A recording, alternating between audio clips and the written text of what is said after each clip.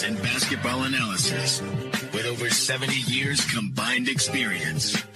This is the Bob Ryan and Jeff Goodman podcast. NBA, some college, a little bit of everything. You know, what can I say? It is that time. It is the Bob Ryan, Jeff Goodman, Tanguay along for the ride. Zoom and podcast, FanDuel, the exclusive wagering partner of the CLNS Media Networks. The NFL season is wrapping up, as we have seen. Still time to get out of the action with FanDuel, America's #1 sportsbook. Right now, new customers get $150 in bonus points guaranteed when you place a $5 bet. That's $150 in bonus bets, win or lose. Quickly off topic, Belichick's going to Dallas. I'm calling it here. Anyways, we move along. A couple of games that were crazy. We talk about the new guns, Bob, in the NBA, and we're looking at Minnesota. And I have not been a believer in Minnesota the way I've been in OKC. I think I forgot what Jeff said about that. I think Jeff may be opposite of me on that. But anyways, they sent a message to the old men of the Clippers with Win, and I thought that was very poignant. Well, I really think I was taken aback a little bit by your description of it, sending a message like the Clippers have been playing well, no question. We know that. And they are the old guys, no question. We know that. But the Minnesota's had the best record in the West. And I don't know. I don't know if any message do we have to be sending to the Clippers, really? I mean, we've talked about the Clippers as up-and-comers. This is the way I see it. This is, and Jeff, chime in. Up-and-comers, they made the deal, right? They got 3 Hall of Famers, 3 stars, right? Are they going to make a run? We thought they might be legitimate now. I wasn't a believer in Minnesota sustaining. To me, a message was sent. Bob doesn't feel that way. What do you think? Well, I think the biggest thing is the surprise that Minnesota's even here at this point, that we're talking about them at the top of the Western Conference, or one of the top of the Western Conference teams. When they got Rudy Gobert, and then they had Anthony Edwards, young, talented, I just didn't feel, honestly, it was going to work, period. Certainly not this quick. I felt like Gobert, they gave up so much for him, can't score. With Towns, I just didn't know how it would fit. Not that Anthony Towns can't step out and shoot it. He can. He's more of a modern-day big than people probably thought. But, and Edwards, I was like, all right, super talented. But, they were horrible in college in his 1 year at Georgia. Terrible. Awful. So I just didn't think the leadership was going to be there from this group. Yeah. Because it hadn't been in the past. So I didn't have any faith in it. Obviously, now they've proven in the regular season for half a year, they could do it at a really high level this year. Can they sustain it in the playoffs? I'm not sold that they won't be if they get the wrong matchup, they won't be a one and done. Honestly, if they get the wrong matchup in the first round, I could see them losing in the first round. I could see it too. And I could see that. But I think the leadership thing was solved, but addressed by Mike Conley. So that was a very important pickup for them, and in that regard. And Edwards benefited from his summer. He that was a big thing for him, and it validated himself and to himself somehow. You know what I mean? And right. Right, they're intriguing. They're interesting. I agree with you. I do not project them in the finals. I do not project them winning. But they're now a viable contender. They're a legitimate contender, and they're a team that they have given their fans now something, which have really never had a whole lot. They've certainly had nothing since Garnett left that cheer forever. Right? Oh no! But they were just there, and now they're not just there. I just find it interesting where, you have OKC, you have Minnesota, making these runs against these old guys. I just think it's fascinating. I find it very compelling. Well, they have, right. You have, the Lakers, the Warriors, the Clippers in one. And the Suns. The Suns are kind of in that group, but they're young. They're still young enough with Booker. So, I put the Suns in a little bit of a different group because I actually think the Suns, if they ever got it going, could get to the Western Conference Finals, could win the West if they ever got it going and stayed healthy. Then you got Oklahoma City and Minnesota in one group. And then again, and maybe Sacramento is kind of in that group. Yeah, I think they are. I've been bullish on them since last. Oh yeah. Well, Bob, let's segue to that. Sacramento, they lost in overtime to Milwaukee by 1. Well, in the hitting the 140s, and Lillard hit the big 3 for the game winner. So Bob, go ahead, your stage. Well, I mean that's a good, nice matchup. You know how I feel about Sabonis, who's on a roll, boy. Yeah. He is really on a roll, and I just can't ever say enough about Sabonis.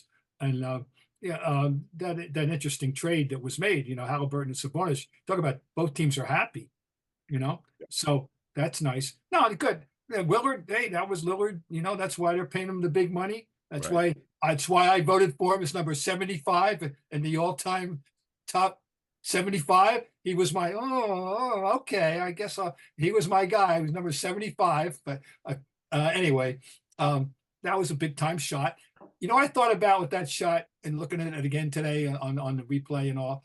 I said, we used to expect Larry to do things like that.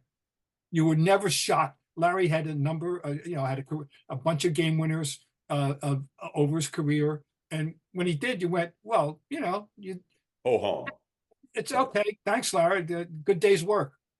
I mean, Lillard is he's a terrific player. Let's face it. Milwaukee is going to be heard from as long as everybody's healthy. The big proviso. But who don't we say that about? This is my big thing. One of my big crusades this year. It's a given if so-and-so is healthy. Yeah, of course. We all know that. Yeah, it's a given. That's true. What team isn't that true? That there isn't somebody they got to have, right? They all have somebody they got to have. And no doubt. Yeah, I like Sacramento. I really do. I mean, I don't know if they're there yet, but, to me, it's almost like I trust Sacramento because they were there a little bit more than Oklahoma City and Minnesota, no matter what the regular season record is going to be. In the playoffs, you got Fox, Sabonis, who are in their prime. I mean, they're both in their prime. Keegan Murray's a young, talented player. They got shooters all over the place. I mean, Harrison Barnes is a vet. Herter can shoot it. Malik Monk can get it going. I kind of like them. Yeah. Again, I don't know if any of these teams can beat Denver if Denver's, and I know Bob just never said it, if they're healthy. If Denver's healthy, I don't know if anybody can get past Denver when it matters. I feel like Denver is just going to turn it on when they need to. Can you imagine if the Celtics and Denver met in the NBA Finals? Now, I'm not talking as a fanboy, but just from a pure basketball standpoint, how freaking awesome would that be? Oh, it'd be wonderful. I mean, from a fundamental basketball purist standpoint. Yeah, no, it'd be great. It'd be absolutely great. And which brings me to, I don't understand why people aren't focusing on what is going on with Jokic. Over the last 9 games, that guy has shot 81% from the floor. And I don't care if they're all dunks, and they're not, and they're not. And tips but this is the league is 78 years old. There's never been anything like this. We got to pay historical tribute. This should be leading the national news every night, for God's sake. He's shooting 81% in the last 9 games. Last night, amazing. He was 12 for 13. I mean, every night. You can't say enough about this guy. And by the way, the game he shot, and let's remember the game he shot 2 for 3. He had how many assists? 16? Yeah, he had 16 assists in that game. 2 for 3, 16 assists. I love that line. I love it. He must have gone in, or he must have been just thinking, I'm going to mess with these clowns. Because we know with Jokic, right? Jeff, do you know him at all? No, I don't know him at all. Bob, do you know? The only thing I know, here's the only thing I know is, how about this with a little Boston connection? I was at a Nuggets game. I think it might have been his rookie year. It was either his rookie, pretty sure it was his rookie year. And I'm sitting, they're on the road. I forget where I was. I was traveling. I caught a game before a college game. And I'm sitting talking. Ed Pinckney was an assistant with the Nuggets back then. Oh, yeah. Yep. And I'm sitting there talking to Pinckney, and he points to the guy because he was working with the bigs. He goes, watch that guy. And I'm like, I looked at the guy and I'm like, that guy? Yeah. He's like, yeah, that guy. Trust me. He's gonna be a star in this league. And I'm like, come on, Eddie. What are you serious? Because again, the look test, especially these days, but any day, like you first see him, you're like, come on, man. Like this dude looks like he should be playing rugby or something. Yeah. No, it's all right. Well, I think he's messing with us, Bob, because I've read up on how he has not a disdain, but he just doesn't buy into the celebrity of the NBA. He wants to play his basketball game. Oh, yeah. He wants to go home. So I wonder if he's sitting back and saying, this, I don't care. I'm gonna shoot 3 times tonight. That's it. And I'm gonna have all these assists and we're gonna win that way. I wonder if that goes through his head. I don't know. I think he wants to win the basketball game and is capable of helping them doing it in various ways. But I don't know. But right, we don't. He's inscrutable in that regard. We do know that he's not. This isn't Joe Embiid who wants with social media every day and all that. No, it's just great to have a mix of people, personalities. I don't know. He is inscrutable. We don't know. You may be right. I can't say no. Oh yeah, I'm speculating. Who knows? I know. Who knows? Like, I think he just may sit back and go, like there's just so many people that if you think about, and I guess because I'm going to get on my soapbox for a minute. When it comes to genius, and he certainly is at that level in the NBA. Yes. I mean, he is, you got to put, he is a genius basketball player. They look at the rest of us and they go, you fools. Why do you think this is such a big deal? It's just so easy for me. And I think that, or it's why are you making a big deal of us? You're all, it's just, and I just think he has that attitude. I find it fascinating. Yeah. I mean, imagine if he averages a triple double as a legitimate 5-man like this. Like he's not that far off. I don't think he's going to do it this year, but he could do it if he said to himself, "Hey, you know what? Instead of averaging 25 a game, I'm gonna go down to 20, and I'm gonna go 20, 11 and 12. I think he's averaging 12 boards and 10 assists. He could could do it. Yes. No, well, I'm glad he's around. He's fun to have around. There's no. Speaking of the triple double, Wemby had the second fastest triple double in 21 minutes in NBA history. I did look it up. It's an obvious one. You know who had the fastest? Magic. Westbrook. Westbrook did it in 20 minutes. Oh, I'm thinking about the age thing. Okay. But I mean, Westbrook makes sense. I mean, he averaged it first. Yeah. Oh, no. I was answering the wrong question. Okay. Yeah. But I mean, when you look at it, Jeff, when you look at the state of the NBA, it's in great hands because here you have a young person, right? The future of the team who's playing the game the right way. I know Bob doesn't like the 3, and I get it. But, like, you have these bigs that are coming in that are not just scoring. I mean, we talked about Jokic. I mean, he's dishing the ball. I mean, they're all playing the game the right way. It's very encouraging. Yeah, the only thing with Wemby is obviously they got to get more talent around him for him. Yeah. We're just not paying attention to him this year like I think people thought we would because his team stinks. And, right. My big question is, like, how long does Pop hang around if they don't get better? If they don't make, which they will get better because of the draft next year, but you're not instantly getting better, as Wemby showed, right? Like, you can be a franchise level talent, but you still need time and you need players around you. And he does not have enough around him, but man, he is fun to watch, isn't he? Need something. Because the word unicorn is thrown around too much, Bob. It's thrown around too much, but not with Wemby. There's guarantee one spectacular moment a night for sure with him. Guarantee. There's a pick and roll, whether he's throwing a dunk down from which he took off from the 100 feet away or whatever he does. He's a show. He's a show, and he's still so young. It's good. And meanwhile, he wouldn't be rookie of the year right now. Still, the guy in Oklahoma City would probably get more votes and should. He should. He should. But we got half a season left. We'll see. Yeah, true. But we can one thing we can safely say that Wemby was no myth. That's for sure. And he's going to be fantastic. He's only going to get better. He's only 20 years old. I mean, really, it's and he's a shrewd kid. This whole backstory of wanting to be in the NBA from the age 12 or 13, learning English so he could function smoothly in America. I mean, who does that? Right. He did. Hey, I wonder who becomes, because obviously LeBron's been at a different level and kind of carried the NBA for so long. Is it just going to be shared now between a bunch of different guys when LeBron, when KD, when some of these guys retire, which they're not Steph, like they're all probably 3-4 years away, I think, from retiring, all of them.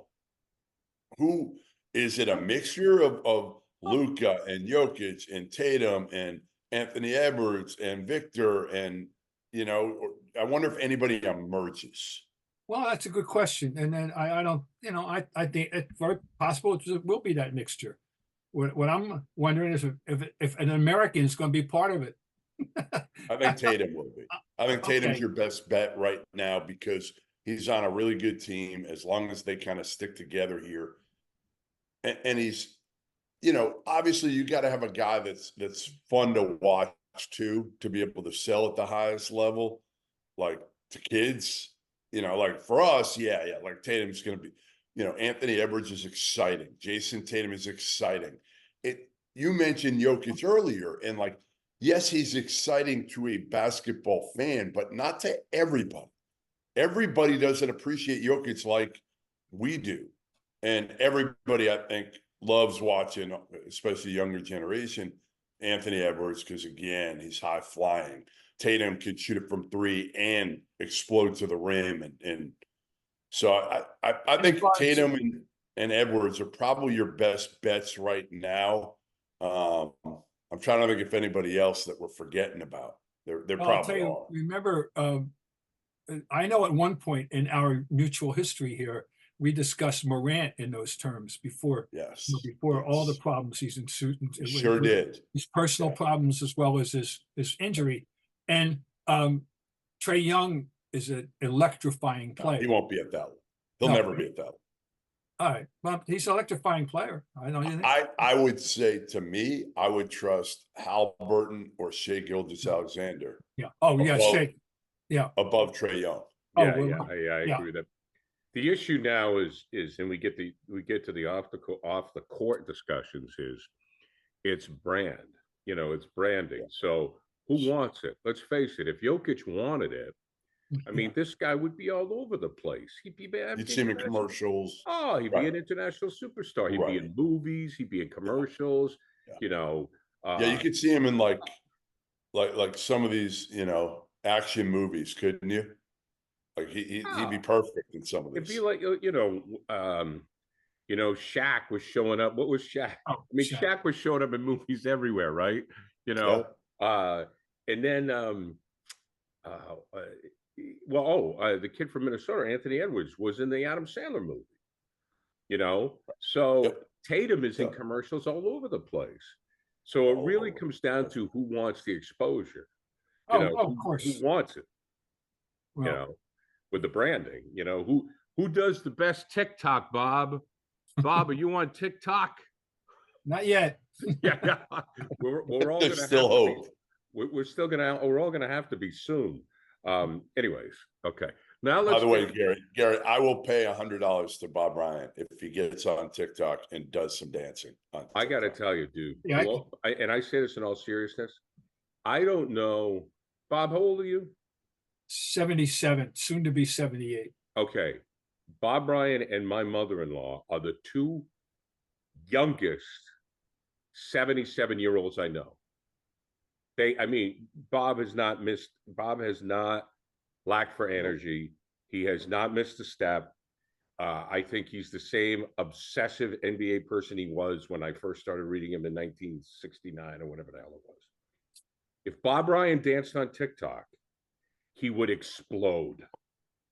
dude, you would need a man. You would need an agent. I'm dead. I'm telling you, put Ryan on TikTok. You need this, Bob. Well, you realize, that I was the best tap dancing first baseman in the North Trenton Little League. And, There you go. Back in 1957 and 8, So now, who can say that? Who can say nobody else can say that. And I say that in all immodesty, but very accurately. I don't know if there's a lot of modesty there, Bob, but go ahead. Look, the guy's in the NBA Hall of Fame as a contributor. I understand. He's in the NBA Hall of Fame, and he could tap dance. The NFL season is wrapping up, but there is still time to get on the action with FanDuel, America's #1 sportsbook. Right now, new customers get $150 in bonus bets guaranteed when you place a $5 bet. That's $150 in bonus bets, win or lose. The app is so easy to use, and there are so many different ways to bet, like live same-game parlays, find bets in the new Explore tab, pick a parlay in the Parlay Hub, the best way to find popular parlays, and more. So visit FanDuel.com/Boston and make your first bet a layup. FanDuel, official partner of the NFL.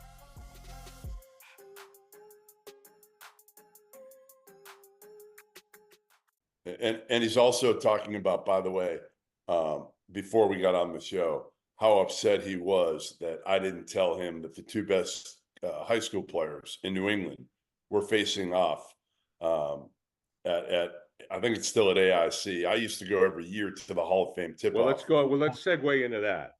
Yeah, Cooper Flagg for Maine, who's going to Duke next year. He's a senior at Montverde Academy right now, and he's AJ Damansa, who's from Brockton and went all the way to Prolific Prep in California, faced off against each other yesterday in kind of a shot. I mean, again, if you had ever, Bob, if I had ever told you that the two top players, the odds-on #1 picks in the draft, not this year, but for the next two, would be from New England, from Maine and Brockton, Massachusetts, what would you have said?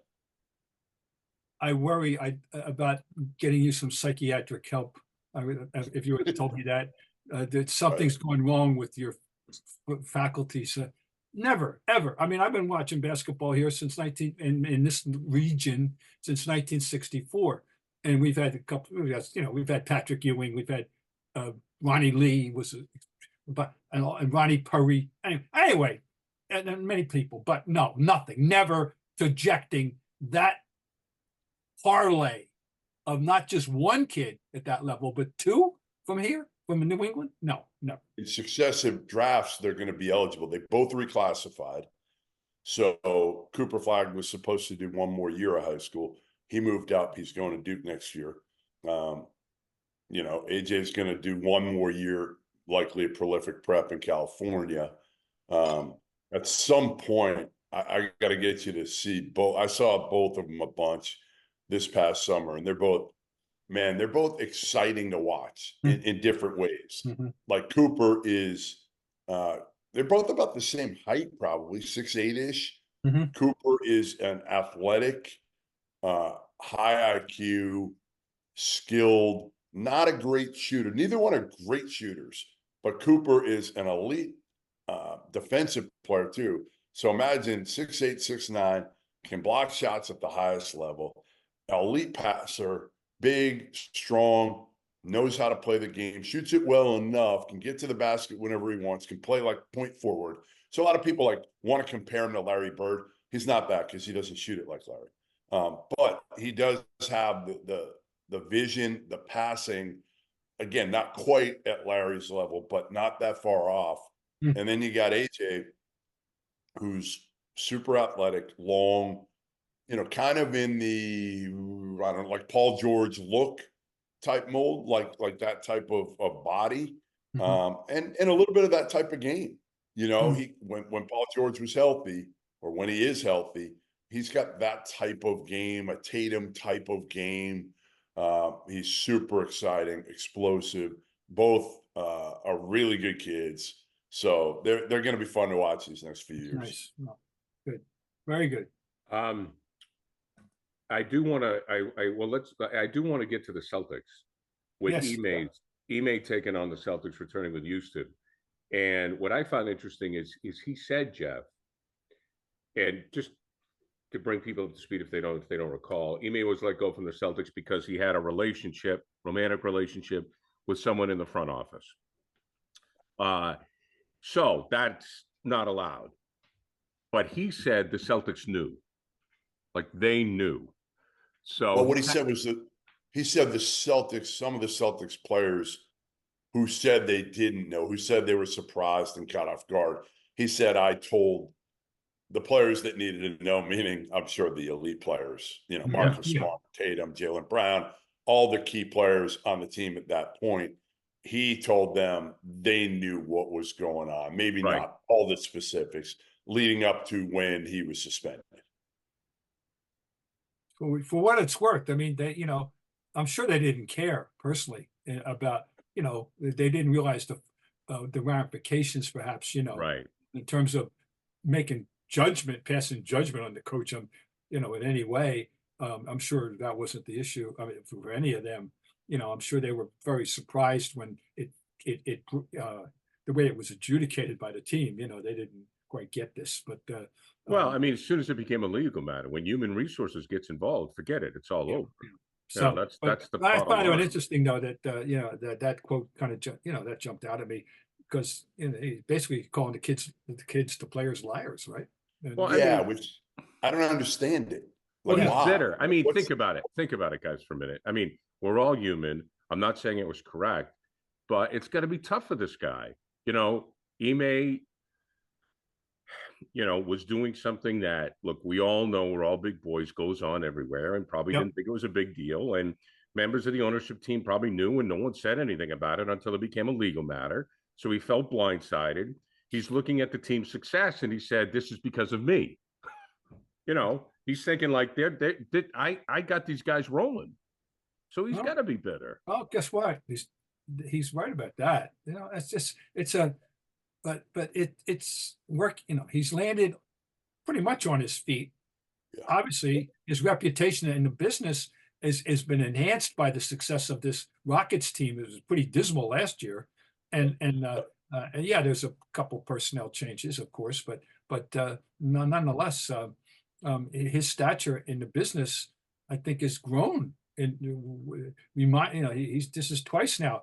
I don't know about that. I mean, listen, here's what I'll say is imagine if Ime, think about this. I mean, they were trending. He flipped that franchise. He flipped those guys, right? Like from mediocre team to a contender pretty quick. So I'm sure he still has a bitter taste in his mouth, Bob, of like, not just that he felt like he got wronged and the punishment was too severe, but also what if he's watching Jason Tatum and Jaylen Brown right now. Oh, and I'm sure he's thinking to himself, hey. No, all I'm saying is that no, I agree with that. I'm just saying that I think that if anyone doubted the guy can coach and he's going to have he's going to have an NBA coaching career. Yes. But think about what he could have been. I mean, this is a guy that could have been, winning multiple championships here in Boston, revered. Now he's taken a team that in Houston, they're average. I think, again, everybody talks about, well, wipe the slate clean, move on. Well, it's got to be hard for Ime Udoka to move on every day, especially when he plays the Celtics. Yeah. It's tough. I mean, it's, look, what he did was, something had to be done. What he did was wrong, or the situation was not appropriate for the workplace. But I think he's bitter, and that's the only point that I wanted to make. So college, guys, we got a few minutes left. Bob thinks that this thing is wide open.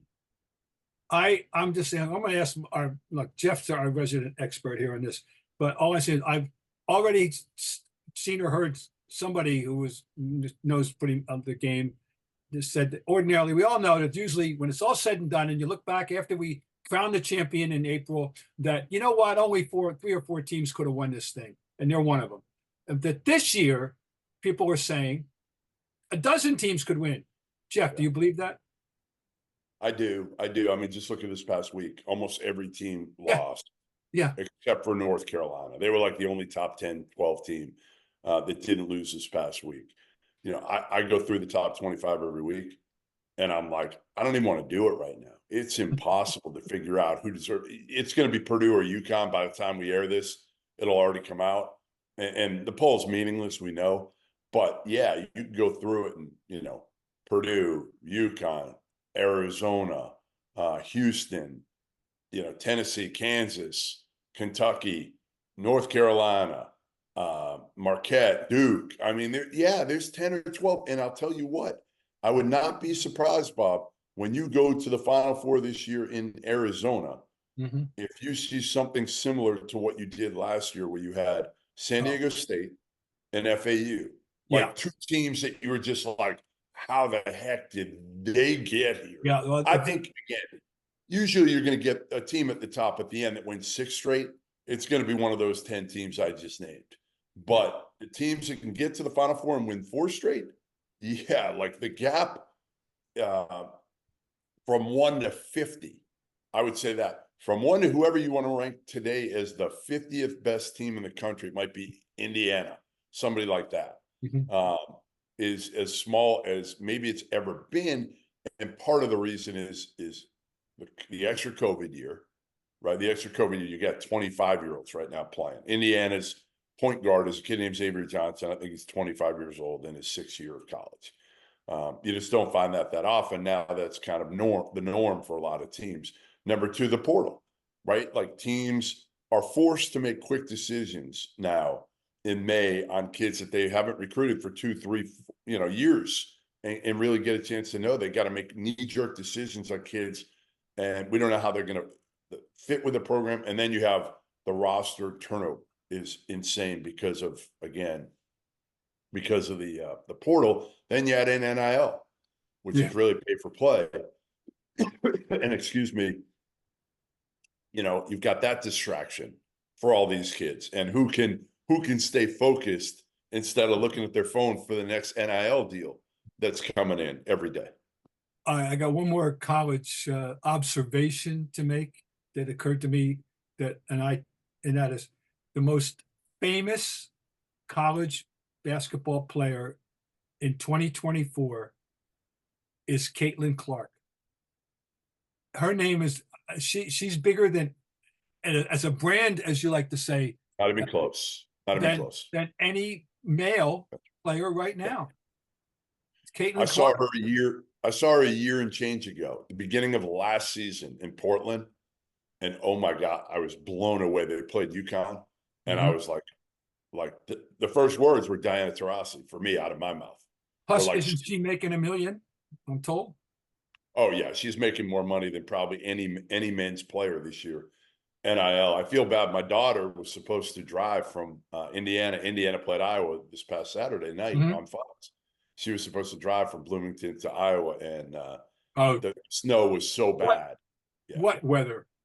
Yeah, really brutal. So luckily she didn't go, and luckily she didn't go because Indiana got absolutely blown out, and Indiana's like a top 10, 12 team, and Iowa they throttled them. And Caitlin, here's what makes Caitlin, she's kind of like Steph Curry in a lot of ways for the women's game. She can shoot it from the logo. She's got elite vision, elite passer, which I think Steph is. I think Steph's got that in him. He doesn't always utilize it, but you can see it with him. Like, if he wanted to be a pure point guard, he could be a pure point guard. Caitlin Clark, same type of thing. And she's got a lot of shit to her game and to her personality. And like Bob's right. Bob's right. I mean, she is the face of college basketball right now, men or women. Bob, as we leave you, what's the sweater? This is it's Boston, BC. My name. This was a parting gift I got when I retired from the Globe full time back in 2012, and I thought it's about time to show it off to the world. It fits you well. It's very appropriate. And the name Retire and Bob Ryan is an oxymoron. Gentlemen, always a pleasure. FanDuel, the exclusive wagering partner of the CLNS Media Network. The NFL regular season is wrapped up. Got the playoffs going on. Time to get out on the action with FanDuel, America's #1 sportsbook. Right now, new customers get $150 in bonus bets guaranteed when you place a $5 bet. That's $150 in bonus bets, win or lose. Gentlemen, until next week.